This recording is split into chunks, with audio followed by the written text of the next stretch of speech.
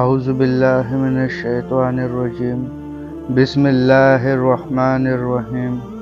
شروع اللہ کے نام سے جو بڑا مہربان نہایت رحم والا ہے۔ آج کا بیان ہے بسم اللہ کی برکت کا واقعہ۔ کہا جاتا ہے کہ کسی علاقے میں قحط سالی پیدا ہو گئی۔ اس قحط سالی کی لپیٹ میں نہ صرف انسان بلکہ چرند و پرند سب اس کا شکار ہو گئے۔ مویشی مالکان بے حد پریشان تھے۔ اس دوران ایک مسجد کے مولوی نے جمعے کے خطبے میں نہایت یقین کے ساتھ یہ بات بتائی کہ اللہ کا نام لے کر یعنی بسم اللہ پڑھ کر دریا کو حکم دیا جائے تو وہ بھی نافرمانی نہیں کرتا۔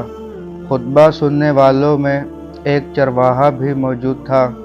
مولوی کی یہ بات اس کے دل میں اتر گئی اور اس بات پر اس کا یقین کامل ہو گیا۔ اس نے واپس آ کر اپنی بکریاں کھولیں اور سیدھا دریا پر چلا گیا۔ اونچی آواز سے بسم اللہ الرحمن الرحیم پڑھا اور دریا کو کہا وہ اپنی بکریاں چروانے کے لیے دوسرے پار جا رہا ہے اور اسے کہا کہ مجھے اپنے اوپر سے گزرنے دے۔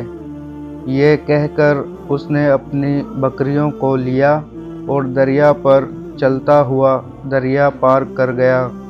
دریا کی دوسری طرف کا علاقہ گھاس سے بھرا ہوا تھا۔ درختوں کے پتے بھی سلامت تھے کیونکہ کسی کو یہاں تک آنے کی رسائی نہیں تھی۔ اس نے خوب اچھی طرح اپنی بکریوں کو سیر کروایا اور واپس لوٹ آیا۔ پھر یہ اس کا معمول بن گیا کہ وہ بکریاں پار چھوڑ کر واپس آ جاتا اور شام کو جا کر بکریاں واپس لے آتا۔ اس کی بکریوں کا وزن دگنا ہو گیا۔ لوگ چونک گئے اور اس سے پوچھا کہ وہ اپنی بکریوں کو کیا کھلاتا ہے۔ وہ سیدھا سادھا اور صاف دل نوجوان تھا۔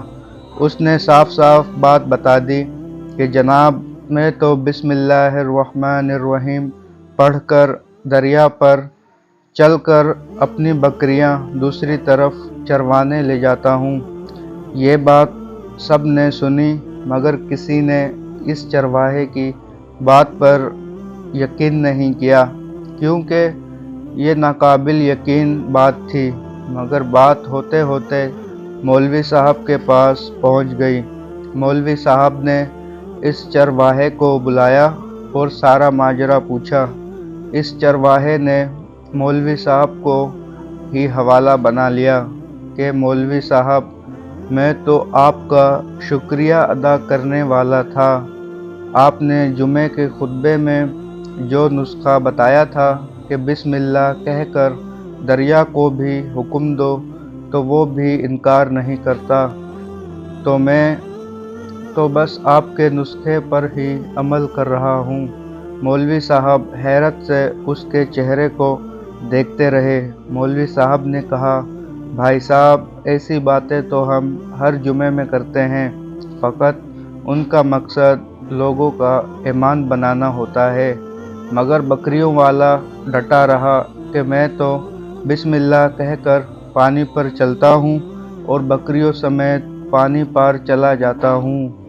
آخر کار مولوی صاحب نے صبح خود یہ تجربہ کرنے کی ٹھانی، جسے دیکھنے چرواہے سمیت پورا علاقہ بھی آ گیا۔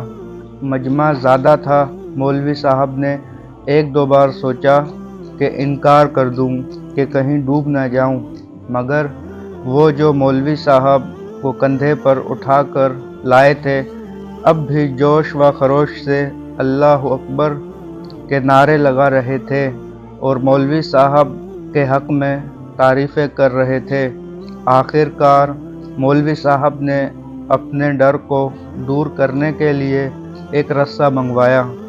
پہلے اسے ایک درخت کے ساتھ باندھا، پھر اپنی کمر کے ساتھ باندھا، پھر ڈرتے ڈرتے ڈھیلا ڈھالا بسم اللہ پڑھا اور دریا پر چلنا شروع ہو گئے۔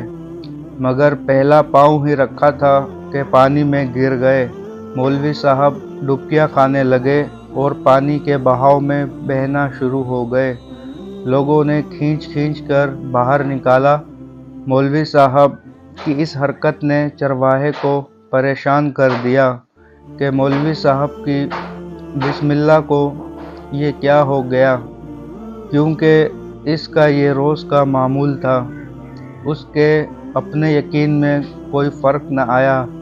उसने बिस्मिल्लाह कहकर बकरियों को पानी की तरफ इशारा किया और ख़ुद उनके पीछे चलता हुआ पार छोड़कर वापस भी आ गया। लोग उसे वली अल्लाह समझ रहे थे और इसके हक़ में नारे लगा रहे थे, मगर वो सबसे बेनियाज सीधा साधा इंसान था। वो मौलवी साहब के पास पहुंचा और कहा, मौलवी साहब, मैं आपकी बिस्मिल्लाह की तारीफ़ से काफ़ी परेशान था, मगर पानी पर चलते हुए मुझे आपकी बिस्मिल्लाह की बीमारी का पता चल गया।